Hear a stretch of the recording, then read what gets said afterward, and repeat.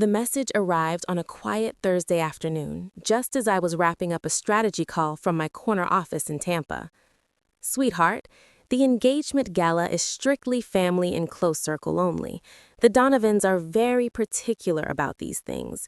We think it's best if you don't attend this time. We don't want any awkward moments or questions that could make things uncomfortable for everyone. You understand, right? Mom. Dad responded with a single red heart emoji. No words, just silent agreement. I stared at the screen for a few seconds, felt that familiar sting in my chest, and typed back a single line. Understood. That was it. I'm Holly Ingram, by the way, the older sister they've always kept in the background. The next morning, Patrick Donovan, the man whose family name appears on half the major insurance policies in the country, walked into my office with his team for a scheduled partnership meeting. 1 hour later, the entire charity engagement gala was canceled. No explanation was given to the guests. No reschedule, just gone. If you've ever been told, directly or indirectly, that you're not quite good enough to stand beside your own family at their biggest moments, if you've ever been quietly uninvited to protect someone else's image, drop a comment below and tell me I'm not the only one. Share your story, no matter how small it felt at the time. You're not alone in this. Hit that like button if this resonates, subscribe for more real family stories like this one, and turn on notifications. You'll definitely want to see how this ends. The next morning, I sat in my office with Blake Rivera, the only person at the company who knew the full story about my family. We were finalizing the last details for the big meeting with Secure Future Insurance. Spreadsheets, projections, demo scripts, everything had to be perfect. This partnership could take Risk Shield to the next level, integrating our predictive analytics into one of the industry's biggest players. Blake glanced up from his laptop and noticed I was quieter than usual. He'd seen that look before, the one that meant something personal was weighing on me. "You okay?" he asked, keeping his voice low and casual as he always did when he sensed I didn't want to dive deep. I shook my head slightly, forcing a neutral expression. "Just some family stuff. Let's focus on the pitch. We can't afford any distractions today." He didn't push. That's why I trusted him. He knew when to let things go and when to step in. Blake had been with me almost from the start, joining as one of the first hires when Risk Shield was still operating out of a small co-working space. He'd watched it grow into what it was now and understood that my personal life stayed separate for a reason. While we waited for the team to arrive, my mind wandered despite my efforts to stay focused. Growing up in Oklahoma City had shaped much of how I viewed family dynamics. One particular evening stood out vividly, a large backyard barbecue my parents hosted to celebrate Dad's promotion at work. They invited everyone who mattered in their circle, colleagues, neighbors from the upscale suburb, and even some influential families tied to local charities and clubs. Devin was 16 at the time, already displaying the natural charisma that drew people to him. He moved through the crowd effortlessly, shaking hands with adults, cracking jokes that had them roaring with laughter, and charming kids his age into hanging on every word. Guests kept pulling my parents aside to say things like, "Your son is going places. He's got that spark." Or, "What a bright future he has ahead." Mom and Dad beamed with pride, steering conversations back to Devin's accomplishments. His spot on the varsity debate team, the leadership roles he was taking at school, how he was already talking about business internships. I was parked off to the side on a patio chair, laptop balanced on my knees, tweaking code for a personal project, an early algorithm that analyzed patterns in datasets. It wasn't for school, it was something that fascinated me, a way to make sense of chaos through logic. Mom eventually spotted me and marched over, grabbing my arm to pull me into the center of a group of her friends from the women's club. "This is my daughter, Holly," she announced with a smile that didn't quite reach her eyes. She's always buried in that computer of hers, not as social as her brother, but she does well in school, I suppose. The women nodded politely, offering vague compliments like, "That's nice, dear," before steering the conversation right back to Devin, asking about his latest achievements or future plans. It wasn't cruel, at least not overtly, but it was dismissive, a clear signal of where the real pride lay. Over the years, scenes like that repeated in different forms at holiday gatherings, school events, even casual dinners with extended relatives.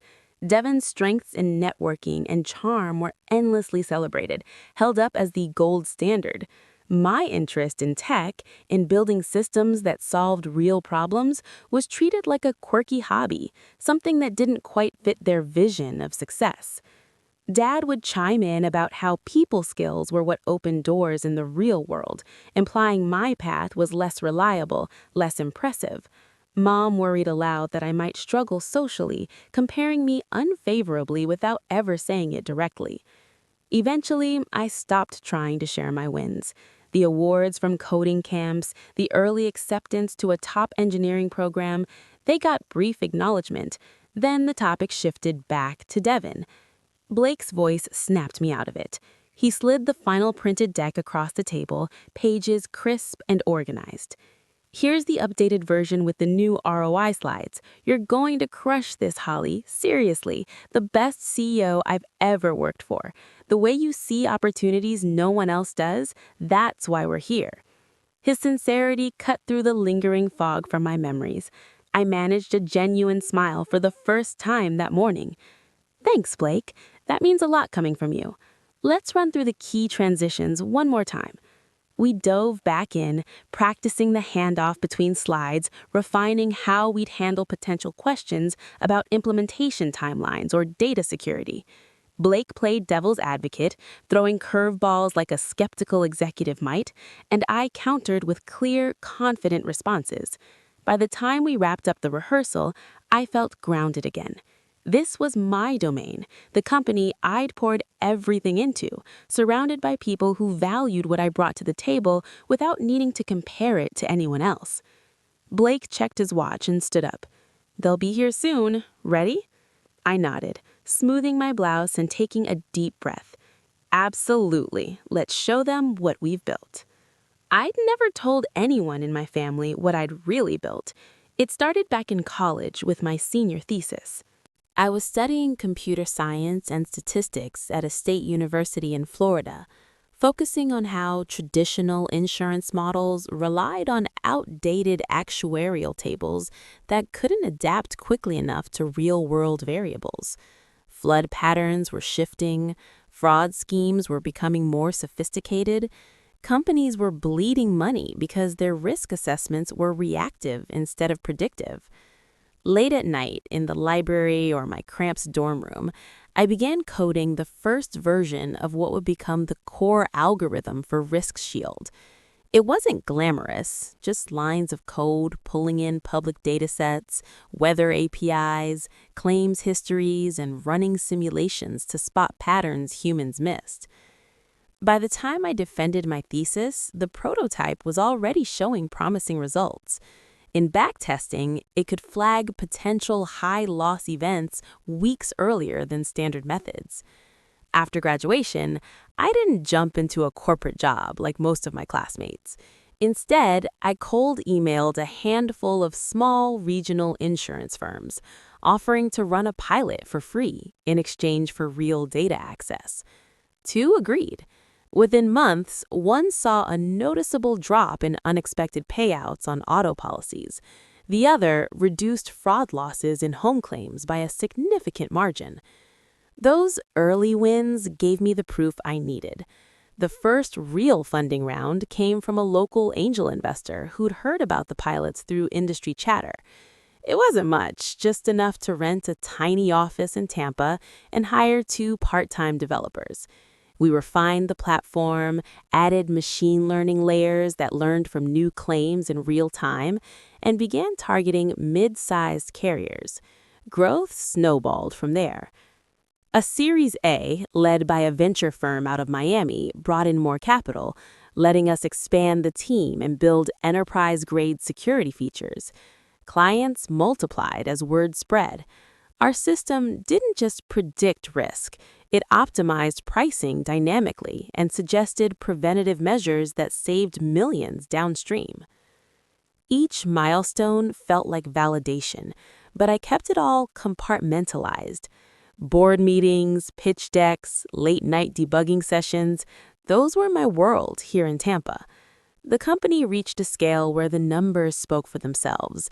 Risk Shield Analytics was now solid enough, profitable enough, that I never had to seek approval from anyone to make my own choices in life.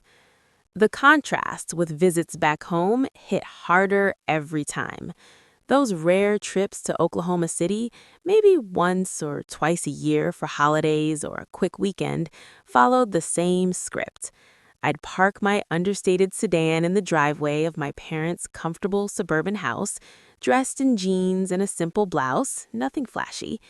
Conversations inevitably circled to Devin, how well he was doing in his career, the impressive circles he moved in, and of course, his upcoming engagement to Scarlett Donovan, daughter of one of the most prominent families in insurance.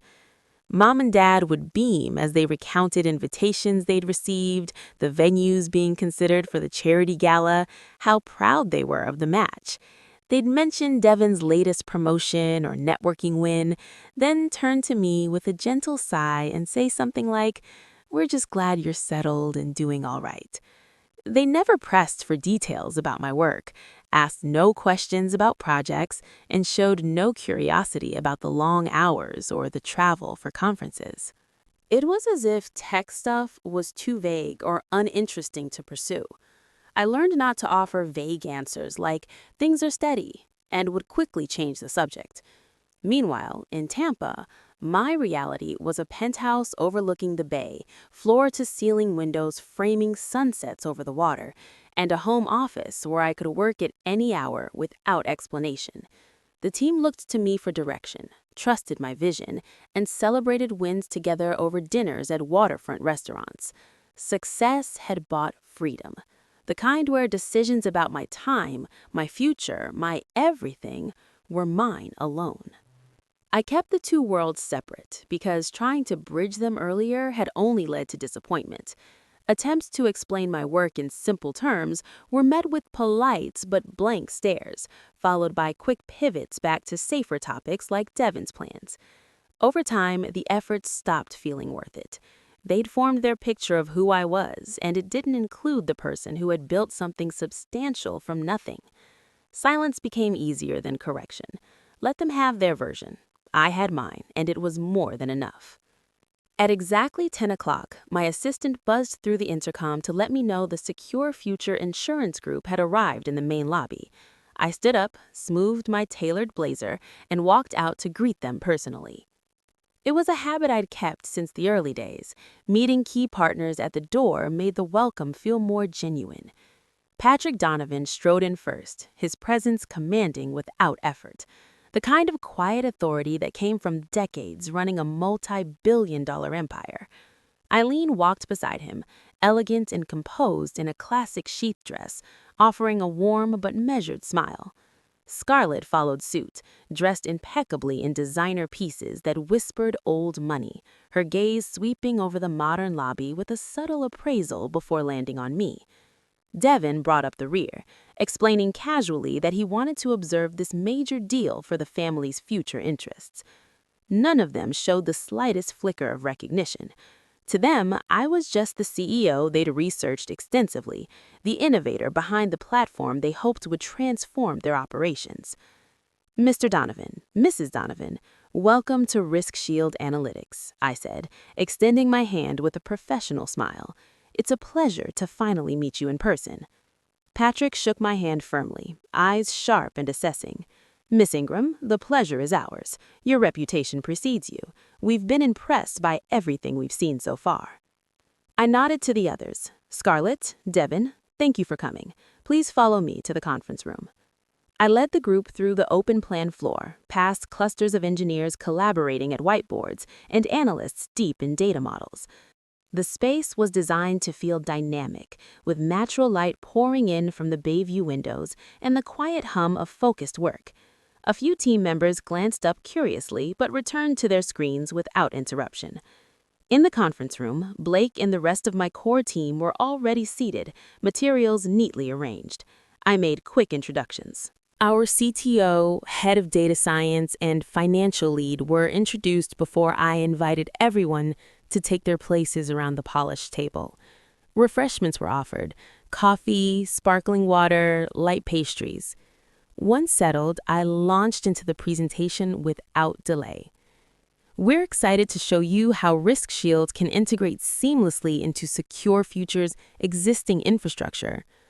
I began clicking to the first slide, an overview of current industry challenges and risk prediction. The demo was the heart of it. I walked them through live simulations.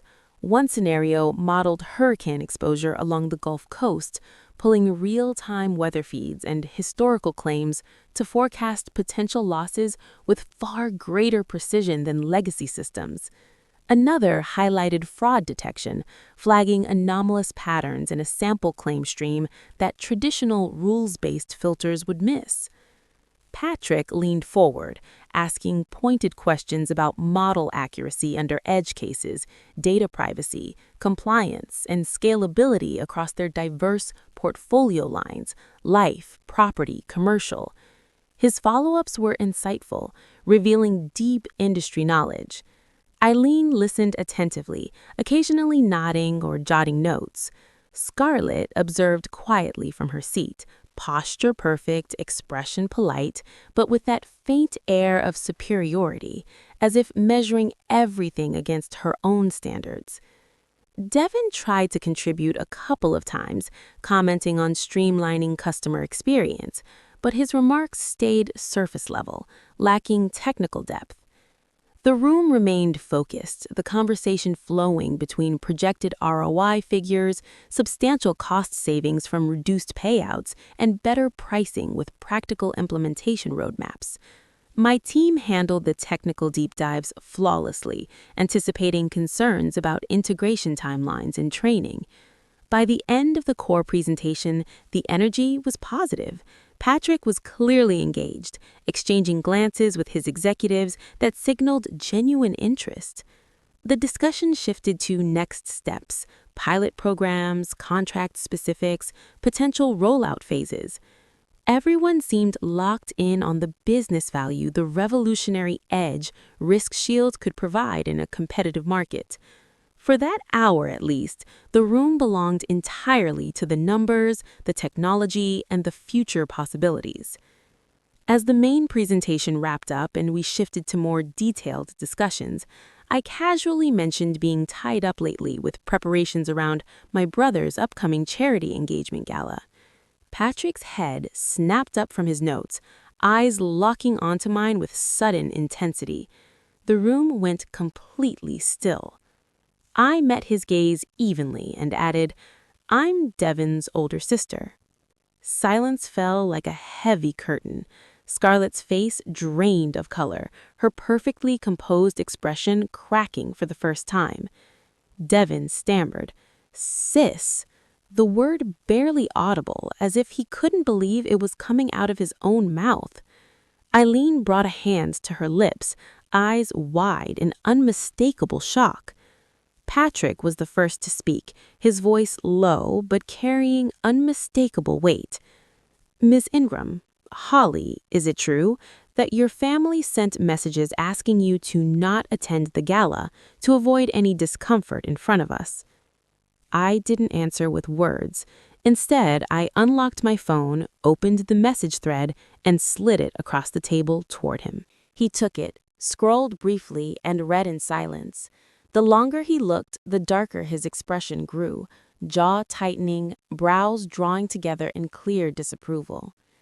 When he finally handed the phone back, his tone was measured but laced with disappointment. "I've spent months studying your work, Holly. Your platform is brilliant, exactly what our industry needs. I admired the mind behind it long before today. To learn that the person I've respected so much professionally has been treated this way by her own family, it's deeply troubling." Scarlett stared at the table, refusing to meet anyone's eyes, her earlier poise replaced by visible discomfort. Devin shifted in his seat, trying to find words. "It wasn't meant to be like that," he muttered, voice trembling. They just didn't want things to be awkward. We didn't know. His explanation trailed off weakly, even to his own ears. The tension spread through the room like smoke. My team exchanged uncertain glances, sensing the shift but not yet understanding the full context. Blake remained composed beside me, but I could feel his quiet support without needing to look. Patrick leaned back slightly, folding his hands. We came here expecting to partner with a visionary leader.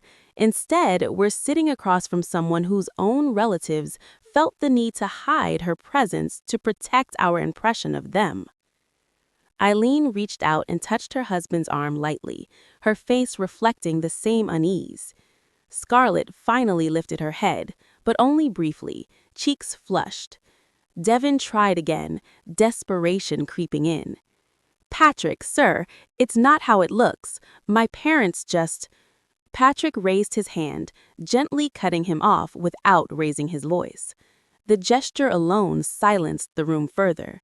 The air felt thick, every second stretching longer than the last. No one rushed to fill the quiet. The weight of what had just surfaced held everyone in place. I sat calmly, hands resting on the table, letting the moment unfold without adding fuel or defense. This wasn't about retaliation, it was about the truth finally having its space. Patrick's gaze returned to me, searching as if reassessing everything he thought he knew about the deal, the people involved, and perhaps even his own upcoming family milestone.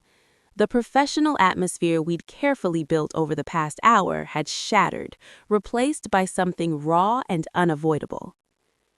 Patrick remained silent for a long moment after handing back my phone, the weight of what he'd read hanging in the air. Then he straightened, turning to his executives with decisive clarity. "The business value here is undeniable. We move forward with the partnership today." Relief flickered across my team's faces as documents were pulled out, the contract terms we'd prepared in advance for this exact scenario. Pens moved quickly across pages, signatures exchanged with efficient professionalism. Handshakes followed, sealing a deal that would integrate Risk Shield deeply into Secure Futures operations for years to come. Once the formalities concluded, Patrick cleared his throat softly. "Scarlett, Devin, could I speak with you privately for a minute?" He gestured toward the far corner of the room, away from the table. Eileen rose to join them, her expression calm but resolute. The rest of us stayed seated, the atmosphere thick with unspoken anticipation. I watched from my chair as the four formed a small huddle. Blake spoke first, voice low enough that only fragments carried, something about values, respect, and long-term commitments. Devin responded immediately, gestures animated, tone pleading. He leaned in, rushing to explain and justify his words, clearly distressed. Scarlett stood beside him, eyes glistening, occasionally adding quiet interjections. Patrick listened without interruption, arms crossed, face unreadable. When Devin finished, the older man simply shook his head slowly, a gesture heavy with finality. He turned to his daughter, placing a gentle hand on her shoulder. His voice remained steady, but even from across the room, I could sense the regret threading through it. He spoke of family meaning more than events or appearances, of not wanting her tied to dynamics that dismissed someone as accomplished as I was, simply to avoid imagined embarrassment. Scarlett's composure cracked fully. Tears spilled down her cheeks as she begged him to reconsider, voice breaking on words about plans already made, guests invited, and how long they'd looked forward to this. Devin joined in, desperation rising. He promised things would change, that it was all a misunderstanding, appealing directly to Patrick's sense of fairness. Eileen stepped closer, placing a supportive hand on her husband's arm, while addressing Scarlett softly but firmly, reinforcing that some principles couldn't be compromised, no matter the inconvenience. Patrick's stance didn't waver. Regret showed in his tightened jaw and the way he briefly closed his eyes, but his decision held firm. Finally, he pulled out his phone. The call was brief, instructions to the event coordinator handling the charity gala. Calm and direct, cancel. Everything immediately, full refunds to donors, no public explanation needed beyond unforeseen circumstances. Scarlett let out a quiet sob. Turning away, Devin looked stunned, as if the ground had shifted beneath him. They gathered their things in silence, avoiding eye contact with everyone else. As they moved toward the door, Scarlett paused briefly near my chair, but no words came. Devin followed, shoulders slumped, defeat written across his features. The door clicked shut behind them. I remained seated, outwardly composed, nodding acknowledgement to Patrick as he returned to the table. "Thank you for the partnership decision," I said evenly.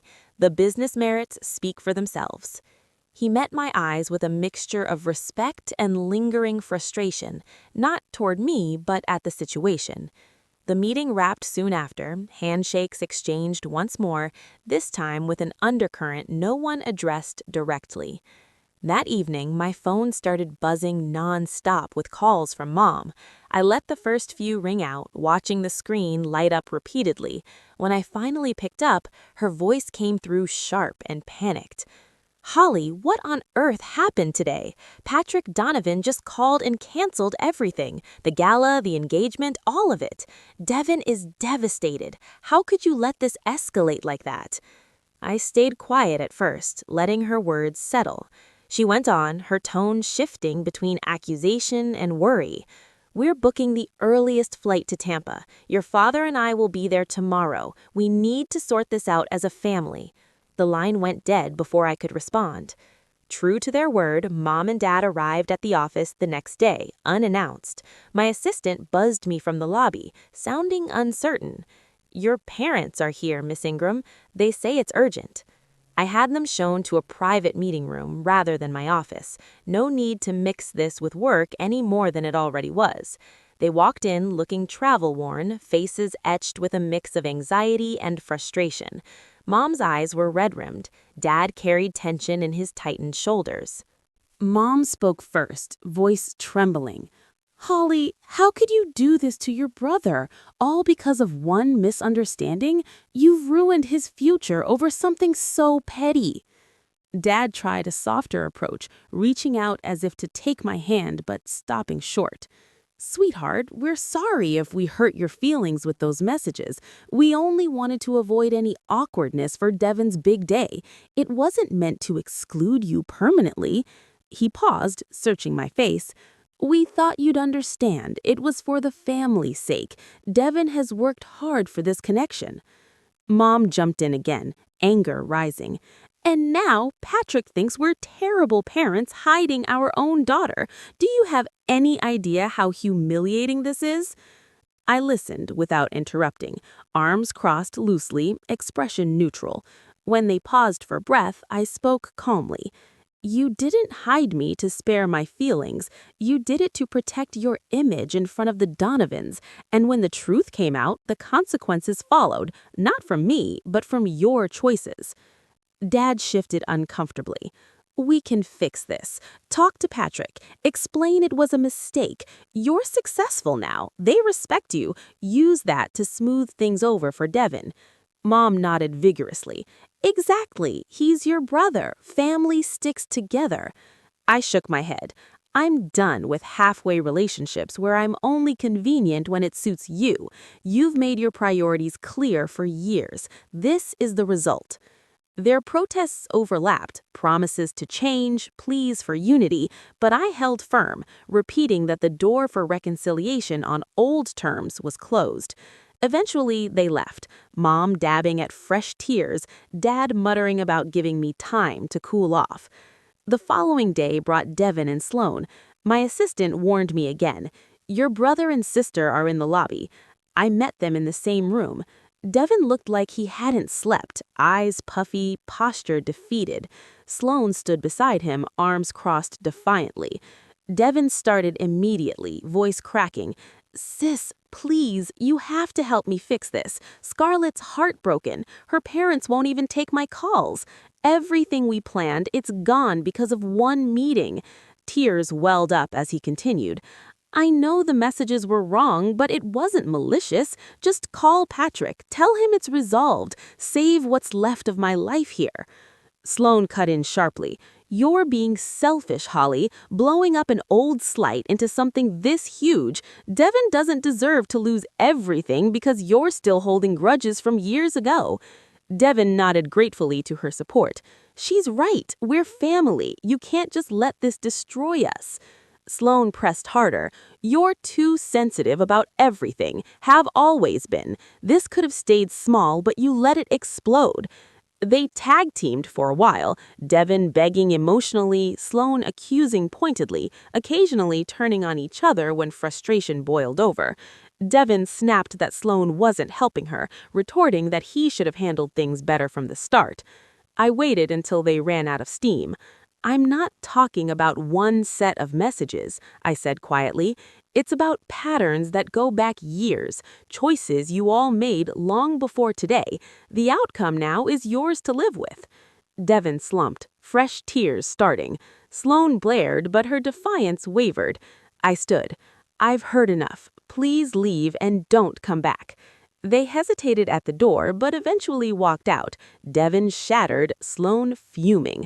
The room felt empty after they left, but not in a way that weighed on me.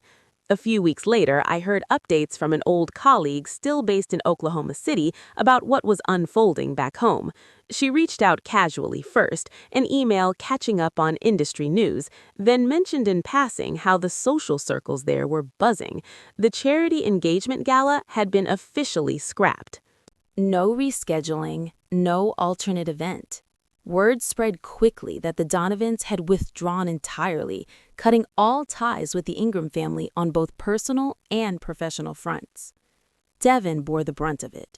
Opportunities he had counted on, board invitations, joint ventures tied to Secure Futures Network, evaporated overnight.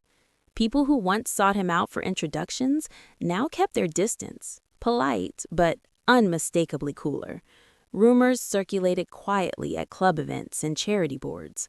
Questions arose about how a family could treat one of their own so dismissively, especially someone now known for leading a major tech success.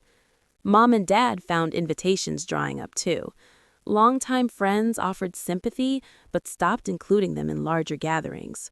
Sloane, still in her early 20s and navigating her own social scene, faced awkward questions from peers whose parents sat on the same committees. They tried reaching me at first, emails bouncing, old numbers disconnected, messages undelivered. Regret settled in from what my colleague gathered through mutual acquaintances, late-night conversations about what they could have done differently, wishes they had asked more questions over the years. I made the break clean. New phone number, fresh accounts were needed, every old channel blocked. No dramatic announcements, just quiet closure. One afternoon, after wrapping a strategy session with the executive team, I closed my office door for a rare moment alone. The bay view stretched out beyond the glass, water sparkling under the evening lights just starting to flicker across Tampa. I stood there, hands in my pockets, breathing in the calm. A small smile crept up. Not triumphant or bitter, just peaceful. The weight I had carried for years, the one tied to seeking approval from people who never really saw me, was gone. This was my life now, a company thriving on the strength of what we had built together, a future shaped by choices that were entirely mine. Success had never been about proving them wrong. It was about proving to myself that I could create something meaningful on my own terms. Family isn't always the one you're born into. Sometimes it's the people who choose to see your worth without conditions, who stand with you because they believe in what you're doing, not what you can do for their image. Cutting ties wasn't easy, but it was freeing. And in that freedom, I found the space to keep moving forward, leading Risk Shield into its next chapter, surrounded by a team that felt more like home than obligation ever had. True independence isn't just financial. It's knowing your value doesn't depend on anyone else's recognition. Once you have that, nothing can take it.